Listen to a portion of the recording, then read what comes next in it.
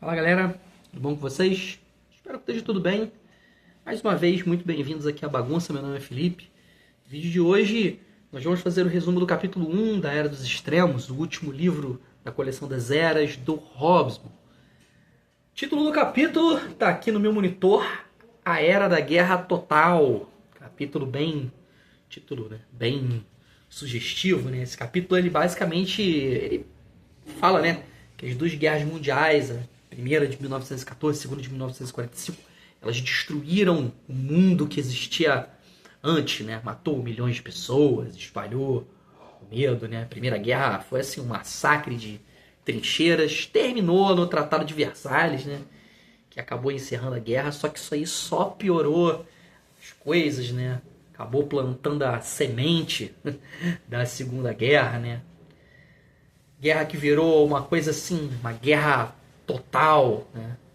Civis viraram alvos, a economia, fábrica virou basicamente fábrica de armas, né? E a violência chegou a extremos. No fim das contas, o mundo realmente acabou mudando, né? Os Estados Unidos e a União Soviética, elas viraram superpotências.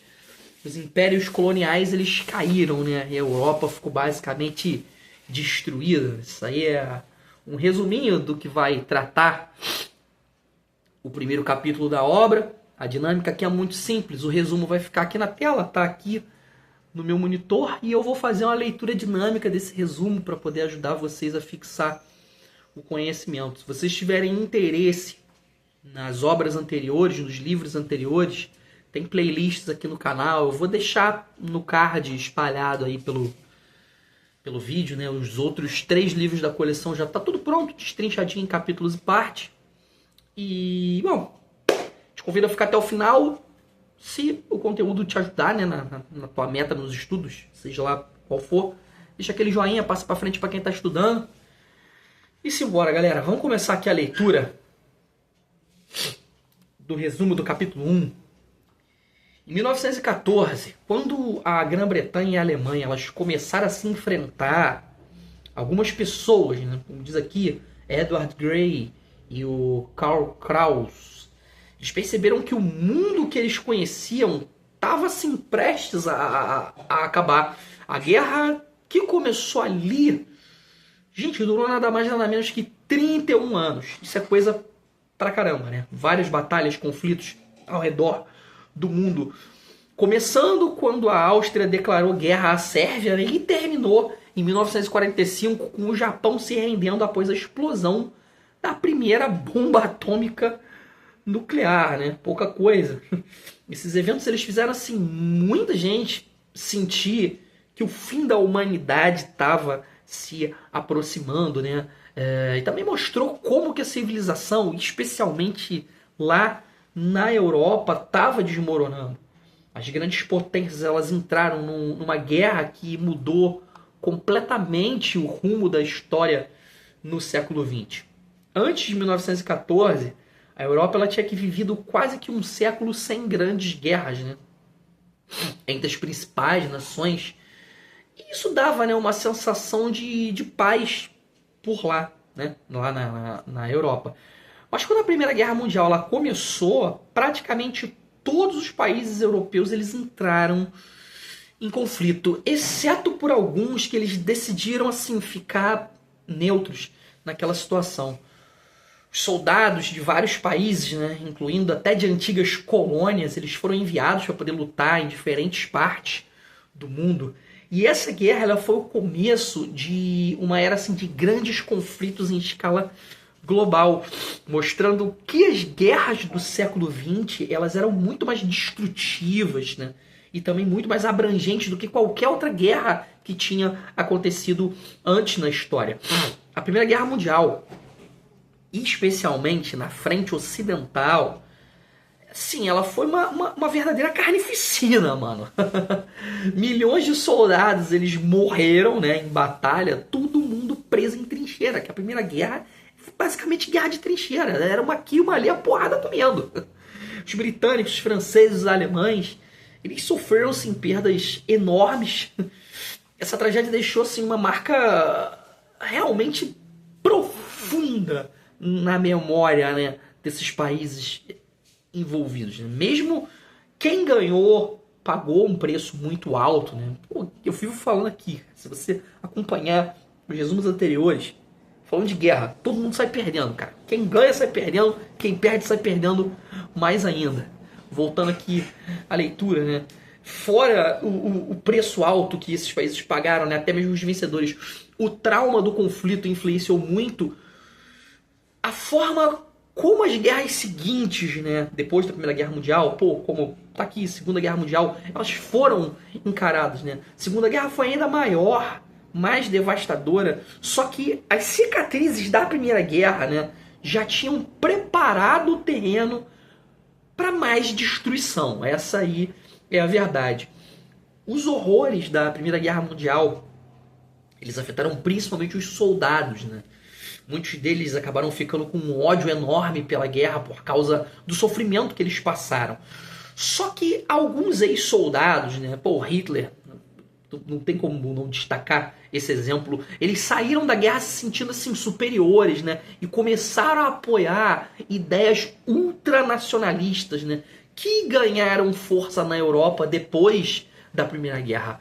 Esse trauma da guerra, ele não influenciou somente a política, mas ele também mudou como os países democráticos passaram a lidar com conflitos. Eles começaram a evitar grandes perdas humanas entre as suas tropas e preferiram usar estratégias que causavam assim, grandes danos aos inimigos, né? Como foi o caso das bombas atômicas lançadas em Hiroshima e Nagasaki, lá no Japão. Enquanto a frente ocidental, as batalhas elas estavam assim, estagnadas, ninguém conseguia avançar. Na frente oriental as coisas estavam mais dinâmicas, né? Com a Alemanha conseguindo empurrar a Rússia para trás. Nos Balcãs, a região assentava sob o controle das potências centrais, que eram a Alemanha, né? E os seus aliados. E a tentativa da Itália de atacar a Áustria-Hungria não deu certo porque os soldados italianos eles estavam bastante desmotivados, por assim dizer. A guerra acabou se prolongando, né? Gerando assim, caos dentro de vários países. Isso levou ao colapso de impérios e ao surgimento de movimentos revolucionários, né? Especialmente na Rússia e no sudeste da Europa. Os países eles estavam determinados a ganhar, né? Que não queriam aceitar assim, um acordo de paz antes de vencer completamente a guerra. E isso era diferente das guerras anteriores, onde quando a situação ficava assim insustentável, os próprios países chegavam num acordo para poder parar os combates. A Alemanha e a Grã-Bretanha, em particular, elas estavam competindo para ver, entre aspas, quem dominava o mundo. Eram potências comerciais muito absurdas, né? E isso impediu qualquer negociação para poder encerrar o fim da guerra total, né? Essa obsessão por ganhar a qualquer custo trouxe problemas enormes para todo mundo, né? As economias foram destruídas, teve revoluções também, e a Europa ficou desestabilizada durante muitos anos, gente. As nações que venceram, elas não conseguiram restaurar a paz e a ordem como elas estavam esperando que acontecesse. Bom, o Tratado de Versalhes, né, que foi o acordo de paz depois da Primeira Guerra Mundial, ele foi focado em duas coisas principais. Bom anotar. O primeiro, as potências vencedoras estavam preocupadas com o colapso dos governos na Europa e com a ascensão do bolchevismo na Rússia, tá? Que era um tipo de governo revolucionário. Mais pra frente a gente vai ver mais a fundo. O segundo ponto, era assim, crucial controlar a Alemanha. Né? A Alemanha quase venceu os aliados sozinha, especialmente para a França. Além disso, o tratado ele tentou redesenhar o mapa da Europa para poder enfraquecer a Alemanha e preencher o vazio, né, deixado pelos impérios que tinham sido derrotados. Uma das ideias era criar novos países, né, baseados em etnias, também em idiomas, né, que foi uma coisa que o presidente dos Estados Unidos na época, o Woodrow Wilson, ele apoiava bastante essa ideia. Só que essa reorganização ela não funcionou bem, né? E acabou causando novos conflitos que continuaram até o fim do século XX, para vocês terem uma ideia. No Oriente Médio, depois da Primeira Guerra Mundial, a Grã-Bretanha e a França elas dividiram, né, as terras entre si, sem se preocupar muito com os interesses locais. A Grã-Bretanha prometeu aos judeus que ajudaria a criar um lar nacional, né, para eles na Palestina. Essa porradaria continua durando até hoje, que acabou assim, gerando muitos conflitos na região, né? Eu acabei de falar, dura até hoje. Além disso, os países vencedores da guerra, né, como por exemplo a Grã-Bretanha, a França, elas tiveram assim, muitas disputas internas, né, que prejudicaram a eficácia de um tratado de paz. Para piorar tudo, os Estados Unidos eles simplesmente não aprovaram oficialmente o tratado, né? E isso teve grandes consequências. Bom dar uma estudada mais a fundo. Bom, no fim das contas, esses desentendimentos tornaram impossível manter a paz. E apenas 20 anos depois, né, o mundo estava novamente em guerra, e uma guerra numa escala bem maior. No fim das contas, as mudanças, né, nas fronteiras na Europa e no Oriente Médio, além das tentativas de isolar a Rússia, que estava passando por uma revolução, né, criaram uma situação assim muito instável. As novas fronteiras, elas formaram países que tinham várias etnias, né, e culturas misturadas. Isso causou muito conflito entre esses próprios países. A paz foi imposta à Alemanha, né? E teve a criação da Liga das Nações, que foi uma tentativa de garantir a paz mundial. Só que não deu certo. Quando os Estados Unidos se retiraram do acordo, ficou assim bastante claro que o Tratado de Versalhes ele não ia funcionar, né? Com o tempo, a Alemanha e a Rússia voltaram a se destacar como potências, né? E isso levou fatalmente à Segunda Guerra Mundial, né? Que foi um conflito mais direto, né? Fácil de identificar em termos de quem estava causando problemas, por assim dizer. Os principais países que começaram a guerra foram a Alemanha, o Japão e a Itália. A maioria dos outros países não queria entrar na guerra, né? Tentou evitar essa guerra, esse conflito. E o Adolf Hitler foi assim, uma figura-chave que ajudou a iniciar o conflito, né? Embora o cenário global, depois da Primeira Guerra Mundial, fosse muito complicado. A insatisfação com o Tratado de Versalhes e os problemas deixados pela Primeira Guerra criaram todo um clima que favoreceu o início de novos conflitos, gente. Na década de 1930, o mundo estava muito agitado.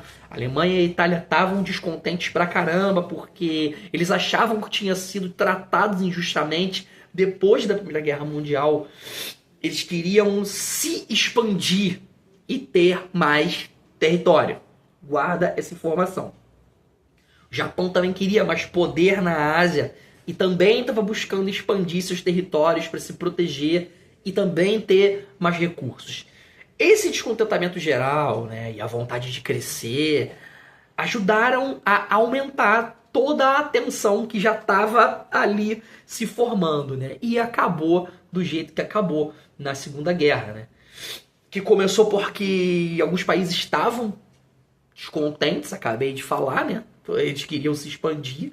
E eles começaram a agir de forma mais agressiva, né? Por exemplo, o Japão ele simplesmente invadiu a Manchúria, a Itália invadiu a Etiópia e a Alemanha começou a atacar vários países na Europa. Assim, ponto. As principais potências da época, Grã-Bretanha, França, eles não fizeram muito para poder parar essas agressões, o que ajudou assim, a guerra a se espalhar. No começo, a guerra estava mais concentrada na Europa, mas quando os Estados Unidos entraram e todos os grandes países se envolveram de vez, acabou virando uma guerra em escala global. Ali, por 1940, 1941, a Europa estava, como posso dizer, estava meio estagnada. A Alemanha estava tentando invadir a Grã-Bretanha, só que não conseguia por quê? O mar e a força aérea britânica estavam bloqueando os avanços, né? E o mar, a marinha da da Inglaterra, surreal. E mesmo com a Grã-Bretanha lutando sozinha, não tinha muitas opções e apoio dos Estados Unidos estava mais voltado para proteger as suas próprias terras do que para ajudar os britânicos com armas. Acho que ficou um pouco confuso aqui da leitura. O que que rola? A Alemanha, não, desculpa, a Inglaterra não estava tendo muito apoio dos Estados Unidos, né? Que estava mais voltado para poder proteger, né, o território ali, como a guerra virou da escala global, proteger o território ali equivalente aos Estados Unidos da América do Norte, né, e se armar até os dentes. Então eles não ajudaram muito a Inglaterra a conter a invasão alemã. Enquanto isso, a União Soviética estava expandindo o território na Europa. E a Alemanha estava mudando os acordos que foram feitos depois da Primeira Guerra Mundial, né? Fora isso, a Alemanha também estava tentando dominar os Balcãs e o norte da África. Em julho de 1941, o Hitler decidiu atacar a União Soviética, né? Que foi um momento decisivo na Segunda Guerra. No começo, os alemães tiveram sucesso e, assim, avançaram rápido, né? Só que os soviéticos resistiram bem mais do que o esperado. E a virada aconteceu em Stalingrado, onde os alemães eles simplesmente pararam de avançar. A partir daí, os soviéticos eles começaram a empurrar a Alemanha de volta e eles chegaram em Berlim no final da guerra. O empurrão foi tão grande, não foi bonzinho. Começaram a bater e no final rolou uma voadora. E esses reveses mostraram que a Alemanha ela não estava pronta para lutar em duas frentes ao mesmo tempo, por mais forte que eles fossem, né? O conflito mundial ele ganhou um novo nível de intensidade quando o Japão atacou Pearl Harbor, né, em dezembro de 1941, e isso simplesmente fez com que os Estados Unidos entrassem na Segunda Guerra Mundial. O Japão ele queria expandir seu território, né, ali no Sudeste Asiático, só que acabou enfrentando, né, o grande poder militar dos Estados Unidos. Os Estados Unidos estavam se protegendo e se armando até os dentes. E depois que a Alemanha foi derrotada, os Estados Unidos eles venceram o Japão rapidamente, sem muita conversa. As decisões do Hitler foram muito importantes para o resultado da guerra, né? Ele decidiu invadir a Rússia e também declarou guerra aos Estados Unidos, o que acabou prejudicando, né, bastante a Alemanha em todos os sentidos. Mesmo que o eixo, né? Quem era o eixo? A Alemanha... tô terrível hoje. A aliança entre a Alemanha, Itália e Japão. Esse era o eixo. Tivesse no seu auge em 1942, os aliados, né, principalmente a União Soviética, que tinha uma grande capacidade de produção de exército, eles conseguiram ganhar, né? A vitória final dos aliados foi o resultado assim, bastante estratégia planejada, né? E muito poder militar, gente. Muito poder militar. A guerra moderna, a partir do século XX, mudou a vida dos países. Antes, as guerras elas eram mais limitadas, né? Não afetavam tanto a vida de todo mundo. Só que no século XX, né, as guerras ficaram muito mais destrutivas e acabou envolvendo a vida de todo mundo, né? Isso aconteceu porque os armamentos modernos eram muito mais poderosos, muito mais caros. Então os países eles precisavam investir muito dinheiro nesses armamentos, né? Por exemplo, durante a Guerra Civil dos Estados Unidos, né, que tudo bem, foi no século XIX, a destruição ela não era tão grande quanto as guerras do século XX. Antes do século XX, a guerra tinha menos impacto no dia a dia das pessoas, né? E na cultura popular também. Um exemplo disso é que durante as guerras napoleônicas, os romances, né, de Jane Austen, citado aqui no resumo, assim, eles são cheios de detalhes da vida cotidiana, mostraram que a guerra não influenciava tanto a cultura e o cotidiano das pessoas, né? Em suma, no século XX as guerras passaram a afetar muito mais a vida de todo mundo, né? E causar uma destruição muito maior do que era antes. A partir de 1914, as guerras elas se tornaram muito maiores, né? Mais complexas, não eram mais apenas batalhas entre os soldados, né? Porque antes era simples. Os soldados iam lá, saíam na mão e estava tudo certo. Agora eles envolviam praticamente todo mundo na sociedade. Na Primeira Guerra Mundial, os países como Grã-Bretanha, Alemanha, França, mobilizaram uma parte da população para o esforço de guerra. Antes não existia isso, né? Sejam como soldados, trabalhadores nas fábricas, né? E também outros setores comerciais voltados para a guerra. Na Segunda Guerra Mundial, essa mobilização ela ainda foi mais intensa. Se liga só, olha, cerca de 20% das pessoas nos países envolvidos estavam diretamente envolvidos no esforço de guerra. Cara, isso é um número cavalar, né? seja vindo das Forças Armadas ou no trabalho, né, nas fábricas que produziam armamentos e também suprimentos. 20%. 2, 4, 6, 8, 10. Eu tenho que contar que eu sou de humanas.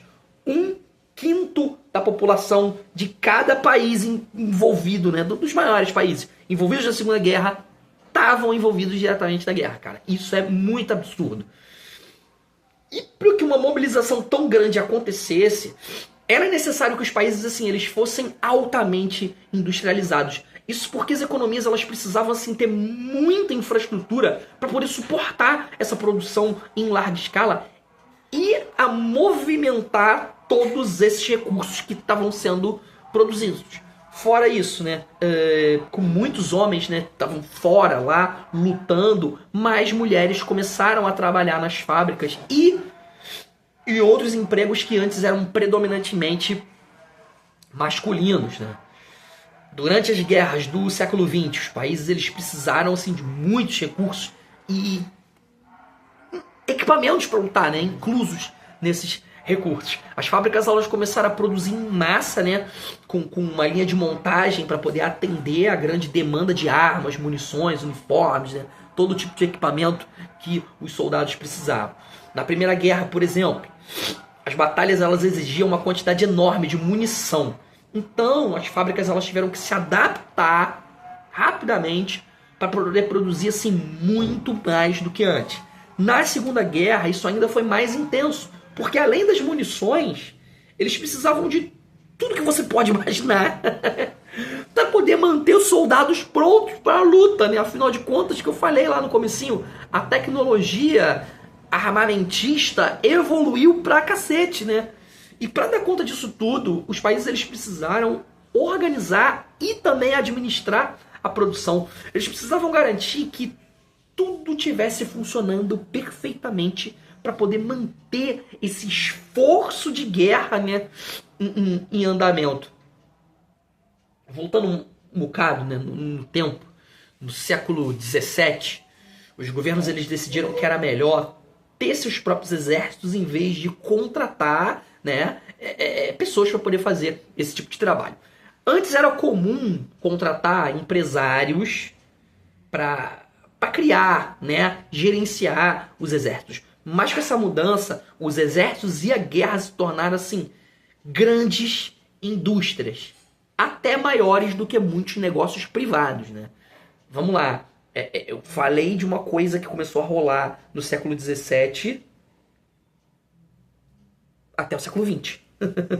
Isso tudo não rolou no século XVII. Foi só uma citação que no século XVII teve essa mudança no formato dos exércitos.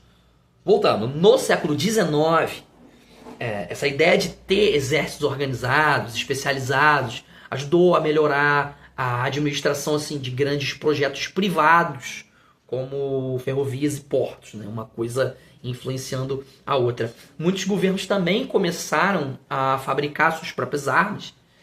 E no final do século, né, do XIX, surgiu uma colaboração entre os governos e as empresas privadas especializadas, especialmente em tecnologia avançada. Isso criou o que a gente chama hoje de complexo industrial militar. Guarda a informação. Que ele é a relação entre o governo e a indústria armamentista para poder produzir armas e tecnologia militar. Bom, durante a Revolução Francesa e a Primeira Guerra Mundial, muita gente achava que a economia ela ia funcionar normalmente, mesmo com as guerras rolando, né? Por exemplo, algumas indústrias, né, como de roupas, elas se ajudaram, né, para poder atender as novas necessidades. Só que o grande problema para os governos era conseguir dinheiro para a guerra, né? Guerra precisa de muita grana. Eles tentavam levantar fundos através de empréstimos ou de impostos. Isso ia sobrar para alguém. E logo a Primeira Guerra Mundial mostrou que essa ideia estava totalmente errada. Os custos da guerra foram muito maiores do que se esperava e afetaram muito a economia. Isso forçou os governos a perceber que administrar e planejar a economia era tão fundamental quanto lutar em campos de batalha. Durante a Segunda Guerra, os países aprenderam que é importante controlar a economia, né? A Rússia e a Alemanha nazista, elas já tinham sistemas de controle econômico muito bem definidos, né? Só que países como Grã-Bretanha e os Estados Unidos ainda estavam se adaptando. Apesar dessas diferenças, os Estados Unidos e a Grã-Bretanha, eles conseguiram gerenciar, né, melhor as suas economias de guerra. E isso aconteceu porque eles estavam focando em manter um equilíbrio e justiça social. Olha só que interessante. O que ajudou a economia e a qualidade de vida, né, das pessoas nessas condições. Já a Alemanha, que explorou os recursos dos países que eles invadiram, né, tratou mal as populações dominadas e tudo mais, acabou tendo uma economia de guerra menos eficiente. Isso fez com que a população alemã ficasse mais empobrecida e mal alimentada, né, em comparação aos ingleses e aos franceses, né, onde o planejamento econômico era mais focado no bem-estar social. Durante a Guerra Total, uma guerra em que todos os recursos e os esforços de um país são direcionados para o conflito. Muitas áreas realmente foram afetadas, né? O que eu acabei de dizer já resume a história. Guerra total, né? Que é a guerra total? É uma guerra em que todos os recursos e os esforços dos países são direcionados para o conflito. Ou seja, ele vai ser afetado em todas as formas, em tudo que tiver ali, economia, política, cultura, tudo, irmão, vai ser afetado. No campo da tecnologia, a competição entre os países envolvidos levou, assim, a grandes avanços, né? Vamos lá, primeiro grande avanço, criação da bomba atômica, desenvolvimento da energia nuclear, né? Foram impulsionados pelo medo que a Alemanha nazista usasse novas descobertas da física para poder ganhar vantagem. Os países eles estavam desesperados para não ficar para trás, né, e acabar acelerando o processo nessas áreas. Segundo ponto, durante a guerra teve grandes avanços em aeronaves e computadores, principalmente porque essas tecnologias eram usadas para fins militares, né? Só que muitas dessas tecnologias, né, dessas inovações também foram úteis na vida civil depois da guerra, né? Eles ajudaram a poder desenvolver novos produtos e melhorar a vida cotidiana, computadores e aeronaves, né? Vamos lembrar da influência que tudo isso tem até hoje. Apesar da guerra, né, ter acelerado esses avanços tecnológicos, a inovação ela já estava em andamento e provavelmente ela teria continuado a evoluir, né, mesmo sem o conflito, né? A guerra ela só acelerou, né, e também intensificou esse processo. Durante as guerras, o crescimento econômico não aconteceu da mesma maneira, né, para todos os países, né? Vou aqui comparar dois exemplos para vocês terem uma ideia, né? O primeiro, a União Soviética, depois da Segunda Guerra Mundial, ficou numa situação bem difícil, né? Muitas fábricas, né, e fazendas, elas foram destruídas e o país perdeu muitos recursos que eram importantes. Isso fez com que a economia ficasse muito ruim e demorasse, né, para poder se recuperar. No segundo exemplo, né, os Estados Unidos, que tiveram uma sorte diferente, né, durante a Segunda Guerra, a economia americana cresceu pra caramba, quase 10% ao ano, isso é absurdo. Isso aconteceu porque os Estados Unidos eles estavam longe dos campos de batalha. Eles puderam usar suas fábricas e os seus recursos para poder produzir bastante, né? O que ajudou a economia a crescer. Então, enquanto alguns países eles sofreram bastante com as guerras, outros puderam se beneficiar e crescer economicamente, né? A gente está falando de Estados Unidos. Estados Unidos sempre foi isso. Sempre foi isso. Ele vai lá, incita a parada, aí deixa o pau comer, fabrica. Quando tem um bando de cachorro morto, eles entram, fazem o deles e se saem bem na história. Sempre foi isso. Prosseguindo, enquanto os Estados Unidos eles ganharam muito dinheiro, né, ficaram mais fortes economicamente por causa das guerras, outros países eles tiveram experiências muito diferentes, né? A Rússia, né, por exemplo, né, acho que foi o maior exemplo, né, foi muito mais afetada, né, de maneira negativa do que os States. Isso significa que, enquanto os Estados Unidos estavam prosperando, a maioria dos outros países estavam mais para o lado ruim, né, parecidos com o que aconteceu com a Rússia, né. As guerras trouxeram benefícios para alguns, só que a maioria dos países acabou sofrendo bastante, né. Não se beneficiaram da guerra. Bom, prosseguindo. Durante as guerras do século XX, o sofrimento humano ele foi imenso, né? Milhões de pessoas que perderam a vida, né? Interessante notar que, embora a Primeira Guerra Mundial ela tenha causado menos mortes que a Segunda, o impacto emocional da primeira foi mais profundo, foi mais violento do que o da Segunda. Isso pode ser visto, né, nos próprios monumentos construídos para poder homenagear os soldados, né? Essas memórias elas simbolizam o respeito, né, a dor pela perda das vidas que, de forma curiosa, né, não se repetiram com a mesma intensidade depois da Segunda Guerra Mundial, graças ao Barbudinho. Com o tempo, quando eu falei barbudinho, eu falei de Deus, tá? Porque quando a gente fala de barbudo, de guerra de revolução, tem um monte aí. Prosseguindo. Com o tempo, a brutalidade, né, das guerras, ela trouxe de volta, né, práticas desumanas que já tinham sido eliminadas na Europa Ocidental, como, por exemplo, a tortura, né? Antes essas práticas eram vistas como coisa do passado, né? Tinha ficado para trás, só que depois de 1945 elas foram novamente aceitas em muitos países, infelizmente, né? Isso mostrou como a violência das guerras mudou a forma de como as pessoas enxergavam a humanidade, né? E o que era aceitável ou o que não era aceitável em termos de tratamento humano, gente. A coisa ficou muito truculenta, né? A brutalização da sociedade durante as guerras, ela não aconteceu só porque as pessoas deixaram a sua violência natural sair, mas também porque a guerra se tornou uma coisa que envolvia todo mundo, né? Ela não se limitava mais só aos soldados, né? A guerra total, já falei desse conceito, a guerra total, fez com que os civis, né, ou seja, as pessoas comuns e as suas rotinas comuns virassem alvos da guerra, como se todo mundo estivesse participando do conflito. Essa ideia também fez com que os inimigos, né, eles fossem vistos como totalmente malvados. Pois é, né? Isso também ajudou a justificar os atos de extrema brutalidade contra eles, né? Contra o inimigo.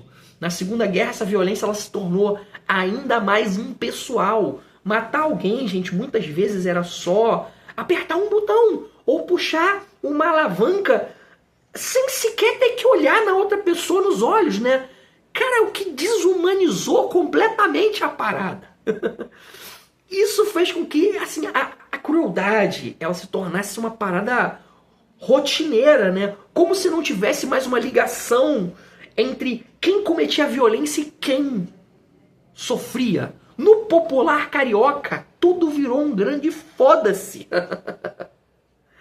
E essa nova maneira de fazer guerra, né, assim, que era muito mais tecnológica, né, muito mais impessoal, permitiu que atrocidades acontecessem assim, sem que as pessoas sentissem a mesma repulsa que sentiriam a presenciar a violência de perto. Por exemplo, o bombardeio aéreo, né, nas cidades e o genocídio realizado pelos nazistas foram possíveis porque a distância emocional ela fazia com que burocratas e soldados pudessem participar dessas atrocidades sem realmente enfrentar o horror do que eles estavam fazendo, galera.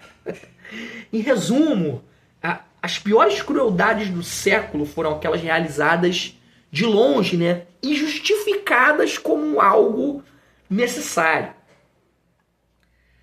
Século XX foi uma época assim, de muita violência, muito sofrimento, especialmente por causa das guerras, né, e os conflitos que forçaram milhões de pessoas a deixar as suas casas. Durante a Primeira Guerra, aconteceu um massacre, olha só, de 1,5 milhão de armênios pela Turquia, considerado o primeiro genocídio moderno.